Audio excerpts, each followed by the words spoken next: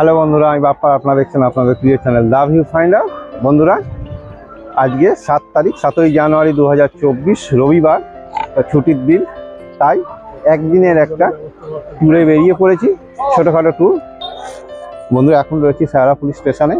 8টা 4-এর Goghat local ধরবো।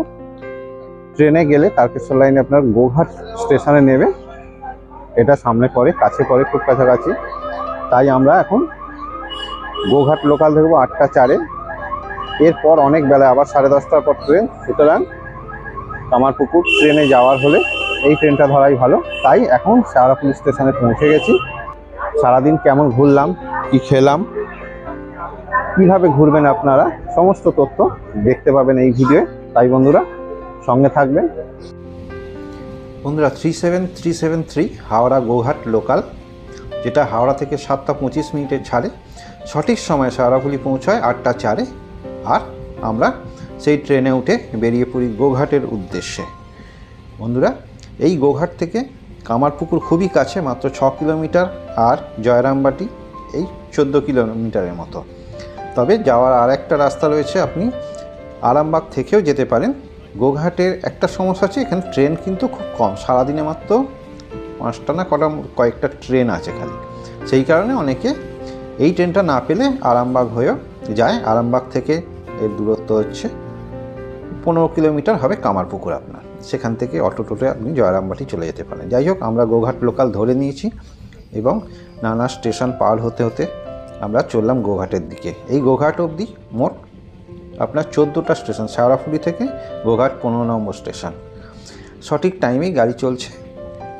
এই গাড়ি ধরলে কিন্তু খুব সুন্দর টাইমে পৌঁছে যাওয়া যায় এবং সারাটা দিন পাওয়া যায়। সেই জন্য আমরা সকাল সকাল বেরিয়ে পড়েছি। 8টা 4-এ গোঘাট লোকাল ধরে নিয়েছি।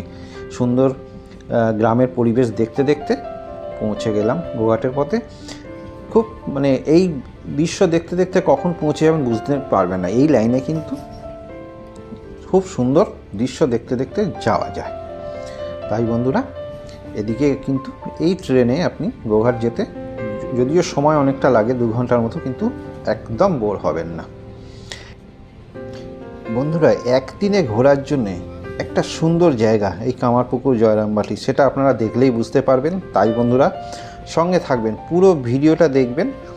অনেক কিছু এখানে কিন্তু জানার আছে। এই জায়গাটা না জেনে গেলে কিন্তু ভালো লাগবে না, একটা সাধারণ জায়গা মনে হবে। কিন্তু এখানকার ঘটনাগুলো, কাহিনীগুলো সমস্ত কিছু জানলে কিন্তু জায়গাটা খুব ভালো লাগবে। বন্ধুরা, দেখতে দেখতে আমরা পৌঁছে গেলাম এখানকার আর এক বিখ্যাত স্টেশন, তারকেশ্বর। সকলের পরিচিত তারকেশ্বরে। বন্ধুরা, এখন তারকেশ্বর স্টেশনে আছি। নির্ধারিত টাইমের মোটামুটি 15 মিনিট আগেই তারকেশ্বর স্টেশনে গাড়িটি ঢুকে গেছে। এখন 8টা 55, 9টা 10-এ, এখানে 9টা 8-এ ঢোকার টাইম। মোটামুটি 9টা 10 নাগাদ ছাড়ে।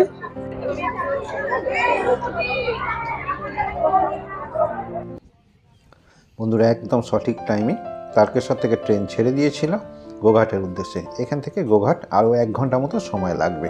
এবং গোঘাট ঢোকার টাইম ঠিক 10টা। আশা করি সঠিক টাইমে ঢুকে যাব। প্রাকৃতিক দৃশ্য দেখতে দেখতে যেতে যেতে আপনাদের এই কামারপুকুর আর জয়রামবাটির ইতিহাস একটু জানিয়ে রাখি, তাহলে কিন্তু জায়গাগুলো দেখতে আর ঘুরতে আমার সঙ্গে আরও ভালো লাগবে। বন্ধুরা, এই কামারপুকুরেই শ্রী শ্রী পরমহংসদেব 1836 সালের 18ই ফেব্রুয়ারি জন্মগ্রহণ করেছিলেন আমাদের এই শ্রী শ্রী রামকৃষ্ণ পরমহংসদেব। তবে বলে রাখি, এই কামারপুকুর কিন্তু রামকৃষ্ণদেবের বাবা যে ক্ষুদিরাম চট্টোপাধ্যায়, তার কিন্তু আদি গ্রাম নয়। ক্ষুদিরাম চট্টোপাধ্যায় পাশের ডেরে গ্রামের বাসিন্দা ছিলেন। সেখানকার জমিদার রামানন্দ রায়ের সাথে একটা মিথ্যা সাক্ষী দিতে বলা হয় ক্ষুদিরাম চট্টোপাধ্যায়কে। তখন তার সাথে বচসা বাঁধে। আর তখনকার রীতি অনুযায়ী জমিদার রামানন্দ রায় ক্ষুদিরাম চট্টোপাধ্যায়কে তার জমি, বাড়ি, পৈতৃক ভিটা থেকে উৎখাত করেন। উৎখাত করার পরে এই ক্ষুদিরাম চট্টোপাধ্যায় চলে আসেন কামারপুকুরে এবং এখানকার জমিদার ধর্মদাস লাহা আর এই ধর্মদাস লাহার বন্ধু শুকলাল গোস্বামী বর্তমান এই জায়গাটা ক্ষুদিরাম চট্টোপাধ্যায়কে দেন এবং ক্ষুদিরাম চট্টোপাধ্যায় এখানেই বসবাস শুরু করেন। এখানেই 1836 সালে 18ই ফেব্রুয়ারি শ্রী শ্রী রামকৃষ্ণ পরমহংসদেব জন্মগ্রহণ করেন। বন্ধুরা, এইখানে তার বাল্যকাল থেকেই নানা রকম স্মৃতি জড়িয়ে আছে কামারপুকুরে, তার আশেপাশে। তাই এই জায়গাটা একটা তীর্থস্থানে পরিণত হয়েছে এবং আশপাশের জায়গাগুলো সুন্দরভাবে যদি দেখেন আর কি, আর সমস্ত জায়গার সাথে তার স্মৃতি জড়িয়ে আছে। এর পাশের গ্রামে জয়রামবাটিতে সারদা মায়ের সাথে বিবাহ হয়, কিন্তু বেশি দিন এই কামারপুকুরে থাকেননি রামকৃষ্ণ পরমহংস। এরপর দক্ষিণেশ্বরে চলে আসেন। এরপর সবাই জানেন যে কিভাবে ভবতারিণীর সেবায় তিনি নিজেকে নিয়োজিত করেন। বন্ধুরা চলুন এইবার আমরা দেখতে দেখতে পৌঁছে গেলাম গোঘাট।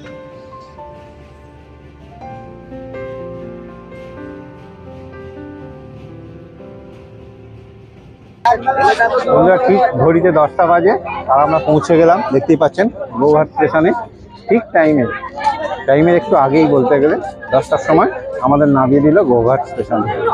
এই হচ্ছে এই গ্রুপ মিলে আজকে আমরা যাচ্ছি। প্রথমে যাব কামারপুকুর, সেখান থেকে তারপর যাব জয়রামবাটি, সারদা মায়ের জন্মস্থানে। ঠিক স্টেশনের বাইরেই টোটো স্ট্যান্ড, এখান থেকে একটা টোটো নিয়েছিলাম। বন্ধুরা প্রসঙ্গত বলে রাখি, যদি কোনো ছুটির দিন বা খুব ভিড়ভাট্টা দিনে যান, স্টেশন থেকে যত তাড়াতাড়ি নেমে পারবেন একটা টোটো করে নিতে, কিন্তু টোটোর পরিমাণ একটু কম দেখলাম ভিড়ভাট্টার দিনে। আজকে রবিবার, ছুটির দিন, প্রচুর ভিড় ছিল, তাই নেবে একটা টোটো করে নিলাম। টোটোয় বসে কিন্তু আমরা আমাদের যে প্ল্যানটা ছিল একটু চেঞ্জ করলাম। টোটো ড্রাইভারের কথা শুনে, ড্রাইভার যে ছেলেটি ছিল, ভাইটি খুব সুন্দর ব্যবহার, তার কথা একটু প্ল্যানটা আমরা চেঞ্জ করলাম। ওর বক্তব্য অনুযায়ী আগে জয়রামবাটি গেলে, জয়রামবাটিটা যেহেতু দূরে, তাহলে সেটা দেখে এসে 3:30-র পর যখন এখানে কামারপুকুরের মন্দির খোলে, সেইটা দেখে আমরা বিকেল 5টা 5-এ একটা ট্রেন আছে, বললো সেটা সুন্দরভাবে ধরে নেওয়া যায় স্টেশনের কাছাকাছি থেকে। যত খুব টাইমে বেরিয়েই আমরা ট্রেনটা ধরতে পারবো। এইরকম ও যে প্রোগ্রামটা ও বললো, সেই অনুযায়ী আমরা একটু প্ল্যানটা চেঞ্জ করে নিলাম। তাই আগে যাব আমরা জয়রামবাটি ঘুরে তারপর আসবো কামারপুকুরে। এই টোটো ড্রাইভার যে ছেলেটি, সত্যি ব্যবহার খুব ভালো। আর আমাদের সমস্ত এই ঘোরাটা দেখতেই পাবেন খুব সুন্দরভাবে ঘুরিয়েছে। এর নাম আর নাম্বার আমি দিয়ে দেবো, তা যদি যোগাযোগ করে নেন তাহলে সুবিধা হবে। তবে এখানে টোটো ভাড়া বলি, জয়রামবাটি অবধি 30 টাকা, 50 টাকা, আর কামারপুকুর 30 টাকা। এইভাবে ভাগ করে গেলে এরকম ভাড়া পড়বে।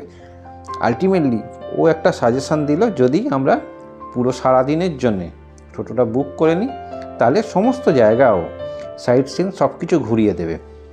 মাথা পিছু ও 150 টাকা করে নেয়। এরপর হিসাব করে যেটা দেখলাম যে মোটামুটি আমরা যদি ভাগ করে দেখি এরকমই পড়বে। তখন অসুবিধা একটা হবে, সমস্ত জায়গায় কিন্তু টোটো খুঁজতে হবে। আজকে যেমন টোটোর চাহিদা দেখলাম ভিড় অনুযায়ী, সেই কারণে আমরা সারাদিনের এই প্রোগ্রামটাই করে নিলাম। ওর সাথে মাথা পিছু 150 টাকা নেবে। বন্ধুরা এখন আমরা রয়েছি জয়রামবাটি যাওয়ার পথে। আমাদের টোটো ড্রাইভার যে আছে, ভাইটা এখানে দাঁড় করিয়েছে। এটা একটা নরনারায়ণ মন্দির। এই মন্দিরের ভেতরে ছবি তোলা যাবে না বা ভিডিওগ্রাফি করা যাবে না, সেই কারণে ভেতরটা আপনাদের দেখাতে পাচ্ছি না। বাইরে থেকে আপনাদের দেখতে দিচ্ছি। এই হচ্ছে আমার পেছনে মন্দিরটা। আর এর মধ্যে একটা বহুদিনের রীতি প্রচলিত আছে, যেমন প্রতিদিন একজন নারায়ণের পুজো হয়। যেমন বেলুড় মঠে কুমারী পুজো হয়, ঠিক সেই রকমই প্রতিদিন একজন নারায়ণের পুজো হয়। এখন হচ্ছে মন্দিরটার ভেতরে বিবেকানন্দের মূর্তি, দুপাশে মা সারদা রামকৃষ্ণের মূর্তি আছে, আর মাঝখানে বিবেকানন্দের পায়ের তলায় সেই একটি শিশুকে বসিয়ে পুজো হচ্ছে। এইটা হচ্ছে প্রতিদিনের রীতি, আর এইভাবেই এখানে চলে আসছে। এটা হচ্ছে রামকৃষ্ণ বিবেকানন্দ আশ্রম। এখানে অনাথ শিশুদের পড়াশোনা করানোর সমস্ত খরচা বহন করে তাদের বড় করা হয়। চলুন আমরা এবার যাবো জয়রামবাটি থেকে। আচ্ছা, এবার আমাদের গন্তব্য হচ্ছে সারদা কানন, তারপর মায়ের জন্ম। হ্যাঁ, মায়ের জন্ম ওটা 11:30টায় খুলবে, 5 মিনিটের জন্য। ও, সেই টাইম ধরে ওই টাইমে দেখে নেবে। আচ্ছা আচ্ছা, ঠিক আছে।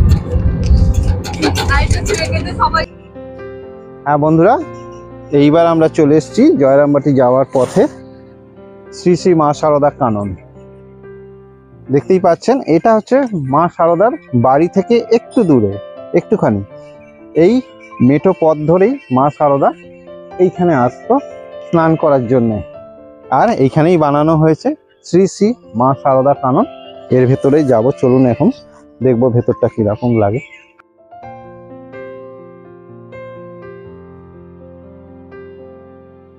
বন্ধুরা সুন্দরভাবে সাজানো, দেখুন একটা খুব সুন্দর বাগানটা সাজানো।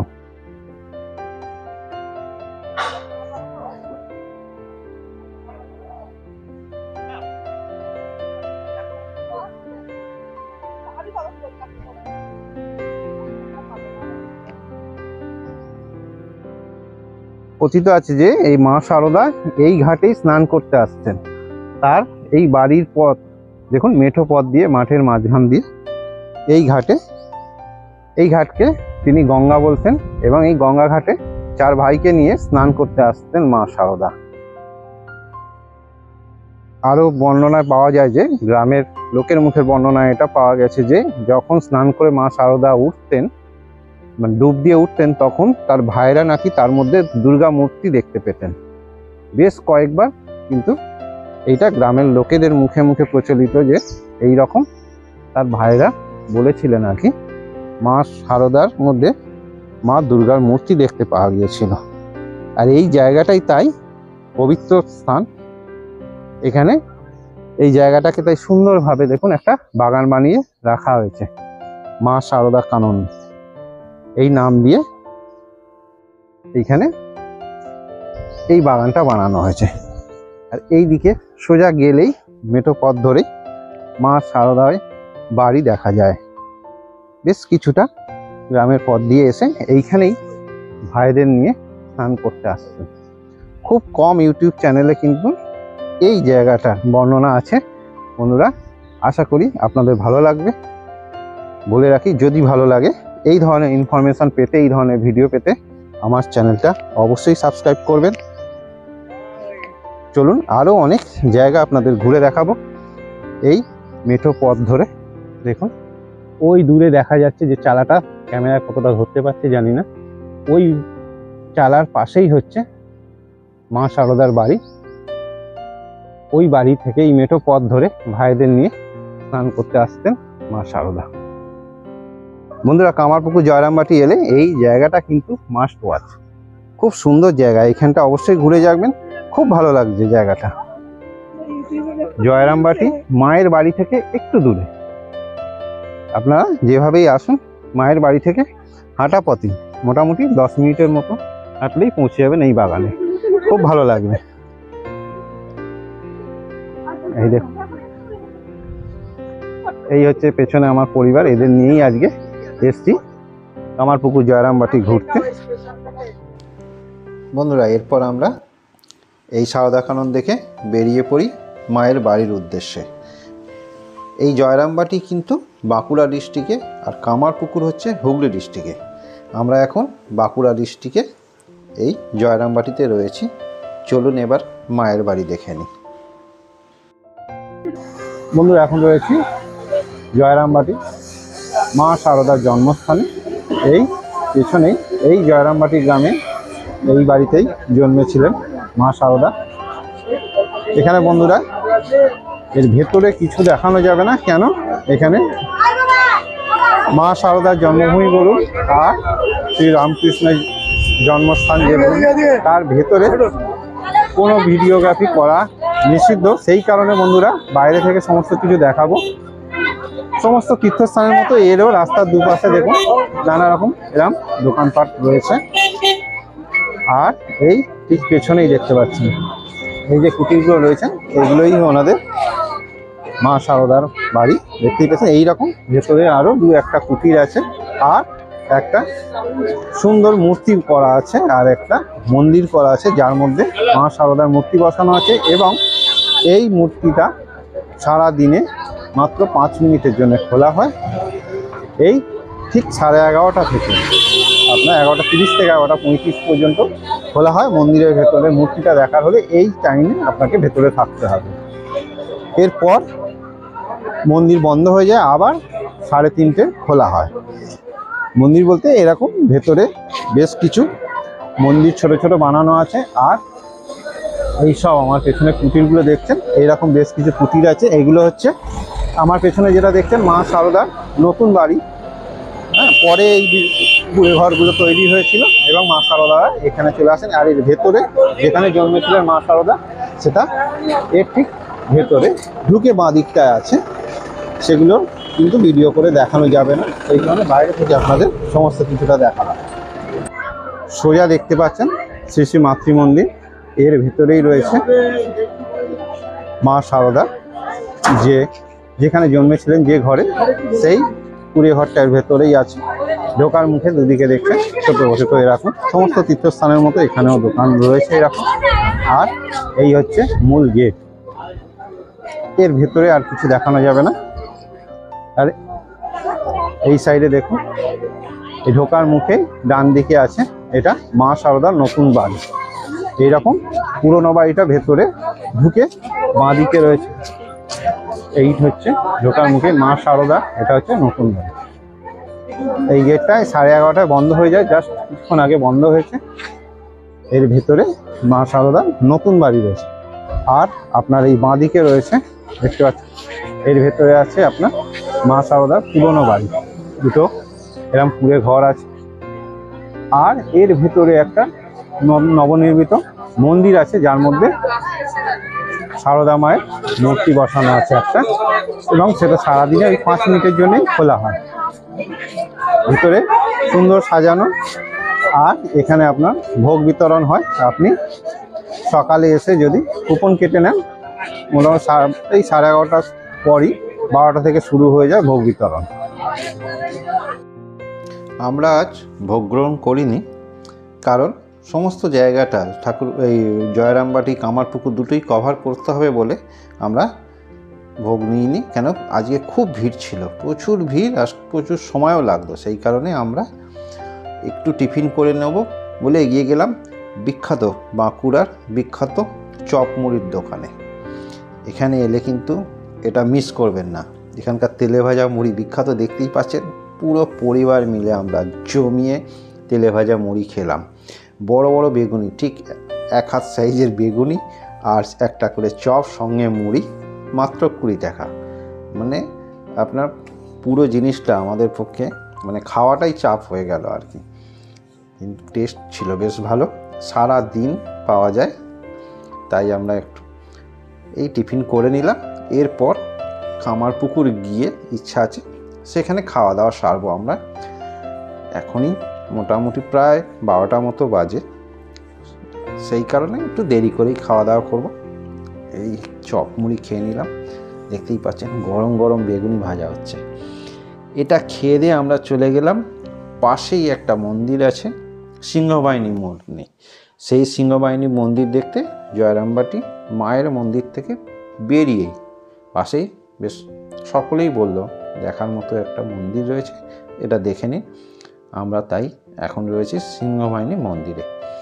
ভালোই লাগলো মন্দিরটা, বেশ সুন্দর বড়সড় আর খুব জাগ্রত মন্দির।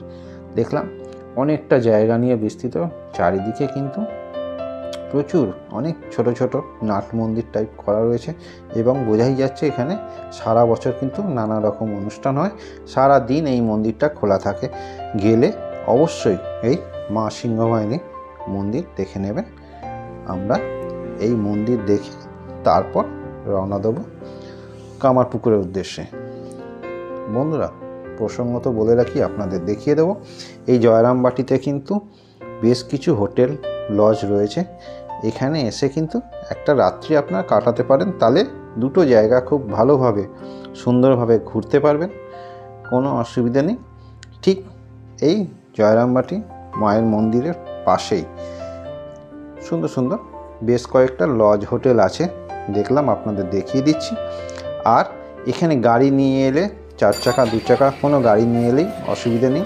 এই হচ্ছে লজগুলো দেখছেন, আর এই লজের পেছনেই কিন্তু বিরাট রয়েছে কার পার্কিংয়ের জায়গা, দেখুন সমস্ত। সুতরাং কোনো গাড়ি নিয়ে এলে কোনো অসুবিধাই হবে না, এখানে গাড়ি পার্ক সুন্দরভাবে করতে পারবেন। বেশ খোলামেলা এখানে জায়গা রয়েছে। কামারপুকুরেও দেখাবো, ওখানেও কিন্তু আপনার কার পার্কিংয়ে ভালো জায়গা। দেখতে দেখতে আমরা কামারপুকুরে চলে এলাম, সেই বিখ্যাত বট গাছ যার তলায় বসে আমাদের ঠাকুর রামকৃষ্ণ ছোটোবেলায় ধ্যান করতেন। এই একটি শ্মশানের পাশে এই বটগাছ, বিখ্যাত বটগাছ, বহু পুরনো বটগাছ। এটা দেখে নিলাম, এই হচ্ছে শ্মশান। এর পাশেই দিয়ে আগে নদী বয়ে যেত, যদিও সেই নদী কিন্তু এখন অনেক দূর চলে গেছে, আস্তে আস্তে তার জায়গা চেঞ্জ হয়ে গেছে। এই হচ্ছে পার্কিংয়ের জায়গা। এটা হচ্ছে কামারপুকুর পার্কিংয়ের জায়গা।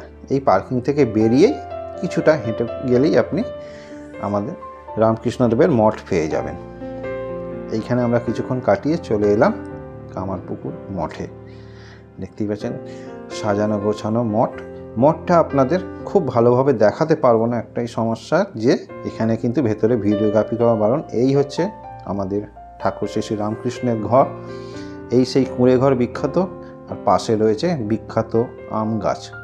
সেই পুরনো আম গাছ, ঠাকুরের নিজের হাতে লাগানো সেই আম গাছ, বিখ্যাত আম গাছ। এই আম গাছে মাথা ঠুকে ঠাকুরের এই ঘর দেখে আমরা ঠিক এর উল্টো দিকে চলে গেলাম হালদার পুকুরে। দেখতেই পাচ্ছেন ঠিক গেটের উল্টো দিকে হচ্ছে হালদার পুকুর, সেই বিখ্যাত পুকুর যেখানে মা শারদা স্নান করতেন তার সখীদের নিয়ে। সেই থেকেই এই ঘাট বিখ্যাত হালদার পুকুর। এই ঘাটকে সুন্দরভাবে বাঁধিয়ে দেওয়া হয়েছে। এখানে আপনারা যদি মন্দির বন্ধ থাকে, কেন সারাদিন মন্দির খোলা থাকে না, সমস্ত টাইম টেবিল আপনাদের দিয়ে দিচ্ছি, দেখে নেবেন কতক্ষণ খোলা থাকে আর কখন খোলে বা বন্ধ হয়, সব দেখে নেবেন। এইখানে বন্ধ থাকলে এখানে কিন্তু বসে সময় কাটাতে পারবেন। বিশ্রামাগার রয়েছে বাইরে, আরও বসার জায়গা রয়েছে। কামারপুকুরে এলে কিন্তু বসার জায়গার আপনার অভাব হবে না। সুন্দর এই পুকুর পাড়ে বসে সময় কাটাতে পারেন, খুব ভালো লাগবে। আমরা বেশ কিছুটা সময় এই পুকুর পাড়ে বসেই কাটিয়ে দিই। তারপর এর আশেপাশে কিছু সাইট সিন রয়েছে, যেটা আপনারা টোটো ভাড়া করেও করতে পারেন, হেঁটেও করতে পারেন। 100 ভাড়া টোটো, 100 টাকা নেবে টোটো ভাড়া। এই আশপাশে বেশ কয়েকটা স্পট দেখিয়ে দেবে। তবে এইসব স্পটগুলো একদম পাশাপাশি, এই যেমন মঠের পেছনেই রয়েছে, তারপর আশেপাশে মন্দিরগুলো রয়েছে, সমস্ত জায়গা আপনারা আধ ঘন্টার মধ্যেই ঘুরে নিতে পারবেন যদি পায়ে হাঁটা। যেহেতু আমরা সারাদিনের অটো বুক করে নিয়েছিলাম টোটোটা, সেই কারণে আমরা টোটো করেই ঘুরে দেখলাম জায়গাগুলো। বন্ধুরা, আমরা এখন চলে এসেছি কামারপুকুর। কামারপুকুর যে মঠ রয়েছে রামকৃষ্ণ মঠ, তার ঠিক পেছন দিকটা এই হচ্ছে পাইন বাড়ি। বুঝতেই পারছেন তখনকার দিনে এইসব পাঁচিল টাচিল ছিল না। রামকৃষ্ণ তার বাড়ি থেকে এই পাইন বাড়িতে আসতেন, প্রতিবেশী বাড়ি, এখানে খেলাধুলা করার জন্য। আর বন্ধুরা, এই বাড়িতেই শিবরাত্রিতে মঞ্চ করে সেখানে নানা রকম যাত্রাপালা হতো এবং রামকৃষ্ণদেব তাতে যোগ দিতেন।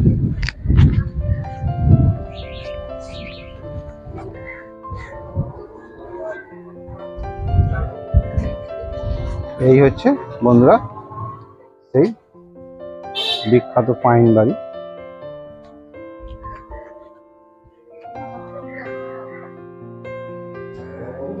এর আমার পেছনে গিয়ে দেখছেন, এই হচ্ছে সেই বিখ্যাত নাট্য মন্দির পাইন বাড়ি, যেখানে শিবরাত্রিতে নানা রকম নাটক হতো এবং সেখানে শিব সেজে অভিনয় করতেন আমাদের শ্রী শ্রী পরমহংসদেব। রামকৃষ্ণ পরমহংসদেব এই নাট মন্দিরেই একবার ভাবাদিষ্ট হন বা ওনার ভর হয় ঠিক শিব সেজে নাটক করার মুহূর্তেই।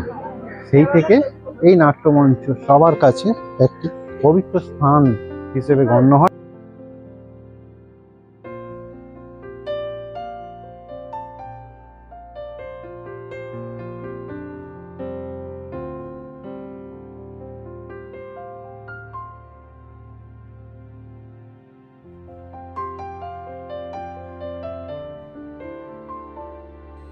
এই পাইন বাড়ি থেকে বেরিয়ে পাশেই রয়েছে এই জমিদার বাড়ি, লাহাবাবুদের জমিদার বাড়ি। এই হচ্ছে লাহাবাবু মূর্তি রয়েছে, যে লাহাবাবু রামকৃষ্ণ বাবাকে এখানে বাস করার অনুমতি দিয়েছিলেন, থাকার জায়গা দিয়েছিলেন।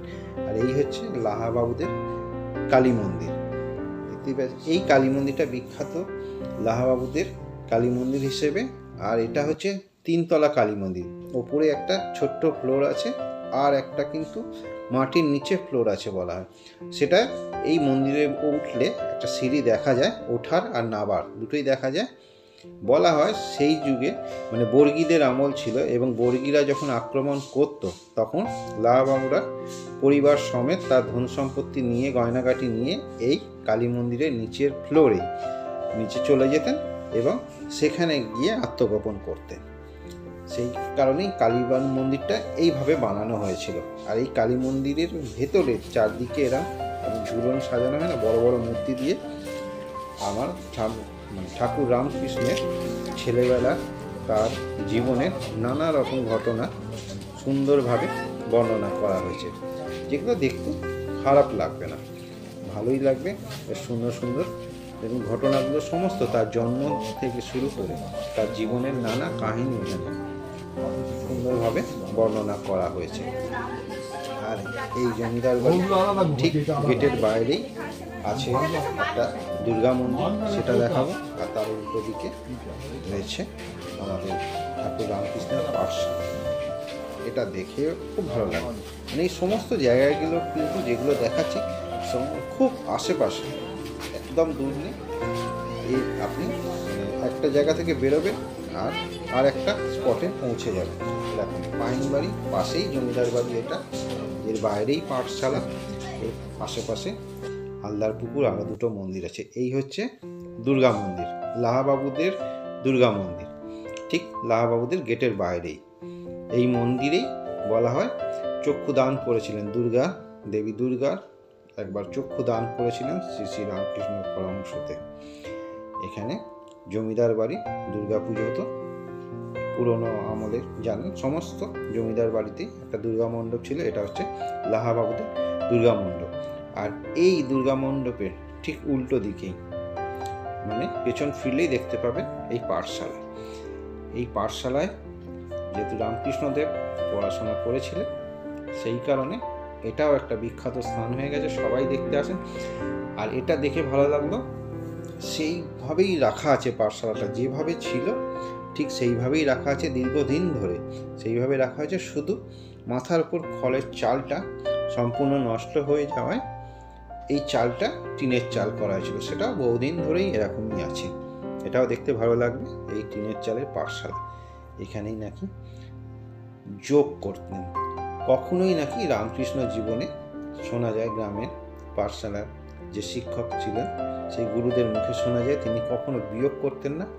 তিনি সবসময় বলতেন আমি যোগ করতে এসেছি, বিয়োগ করতে না।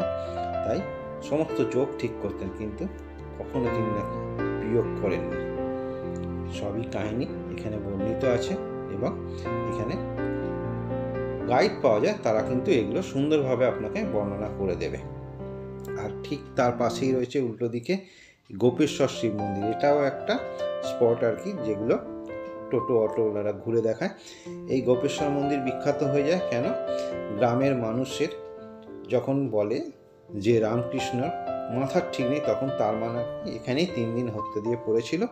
এবং শিব ঠাকুর পরে জানায় যে পাশে বুড়ো শিব আছে, সেখানে যান, এবং বুড়ো শিব থেকে জানতে পারেন যে রামকৃষ্ণ মাথা ঠিকই আছে, আসলে তিনি মা ভবতারিণীর ভক্ত, ভবতারিণীর কাছে যেতে চায়।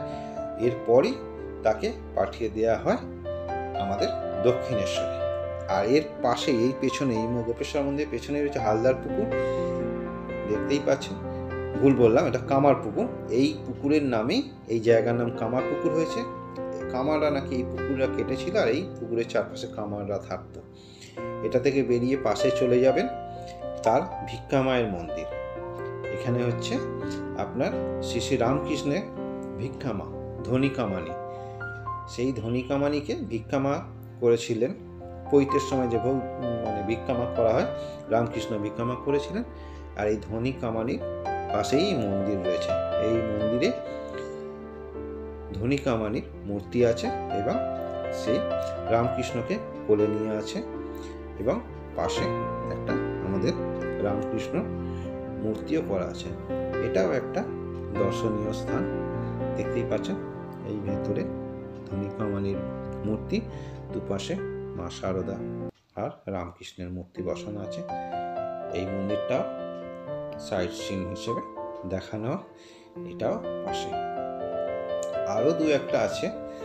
এখানে এক শাঁখা আছে, শাঁখারির বাড়ি আছে, যেখানে যে শাঁখা পড়াতেন মাকে, তার একটা ছোট্ট কুঠি, সেটাও মঠ নিয়ে এক বিশাল মন্দির করে নিয়েছে। এরকম বেশ কিছু স্থান আছে, সমস্ত কিছু দেখাচ্ছি না, ভিডিওটা মানে অলরেডি অনেক বড় হয়ে গেছে। বন্ধুরা ধৈর্য ধরে দেখার জন্য ধন্যবাদ। ভালো লাগবে আমার মনে হয়। আমার তো এই কাহিনীগুলো শুনতে বা পড়তে খুব ভালো লাগছিল। আশা করি সঠিকভাবে আপনাদের জানাতে পেরেছি। দেখুন সমস্ত লেখা আছে, স্ক্রল করে দেখুন, খুব স্পষ্ট করে দেখেও নিতে পারেন। সমস্ত মন্দিরের গায়ে কিন্তু সমস্ত ঘটনা লেখা আছে, খুব ভালো লাগবে এটা দেখে। গাইড ছাড়াও ঘুরতে পারবেন। একটা গাইড খুব সামান্য, এদের কোনো বিশেষ কোনো দাবি দাওয়া নেই, যে কোনো কিছু দিলেই কিন্তু সঙ্গে মহিলা আছে, পুরুষ আছে, সব ঘুরে আপনাকে সমস্ত ঘটনা জানিয়ে দেবে। এরপর আমরা চলে যাই একটা রেস্টুরেন্টে খাওয়ার জন্যে।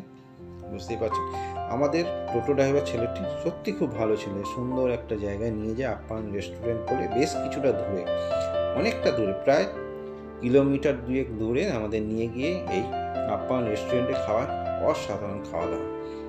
ছেলেটি বলে এখানে সমস্ত তবে মন্দিরের আশেপাশে খাবারের যা বললো, খুব একটা মানে কোয়ালিটির খাবার আশেপাশে পাবেন না কামারপুকুর মঠের চারপাশে। এর জন্যে আপনাকে একটু দূরে আসতে হবে। এটা হচ্ছে হাইওয়ের ওপর একটা ধাবা মতো রেস্টুরেন্ট। অ্যাম্বিয়েন্স দেখুন খুব সুন্দর ছিল, আর খাওয়ার কোয়ালিটিও খুব সুন্দর ছিল।